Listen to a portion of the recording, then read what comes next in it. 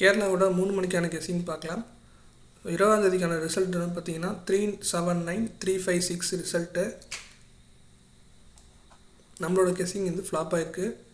So 20ஆம் தேதிக்கான கெஸ்ஸிங்கில் பார்த்தீங்கன்னா நம்ம கொடுத்ததில் 3 show flop, கிட்டத்தட்ட 3, 5, 6, 8 4 ஷோ ஃப்ளாப் ஆகிருக்கு. ஸோ நாளைக்கு 21ஆம் தேதி கொஞ்சம் பார்த்து நிதானமாக விளையாடுங்க. ஏன்னா நமக்கு 20ஆம் தேதி டோட்டலாக ஃப்ளாப் ஆகிருக்கு. ஸோ அதனால் நமக்கு நாளைக்கு கொஞ்சம் பார்த்து தான் விளையாடணும். அதுக்கப்புறம் நம்ம கண்டினியூவாக நம்மளுக்கு கண்டிப்பாக பாஸ் ஆக வாய்ப்புகள் இருக்குது.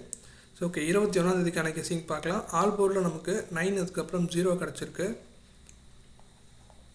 ஏ போர்டில் 0 அதுக்கப்புறம் 8 கிடச்சிருக்கு. பி போர்டில் 0 அதுக்கப்புறம் 9 கிடச்சிருக்கு. சி போர்டில் 9 அதுக்கப்புறம் 8 கிடச்சிருக்கு. ஏபிபிசிஎஸ்சியில் 9009 9889 கிடச்சிருக்கு.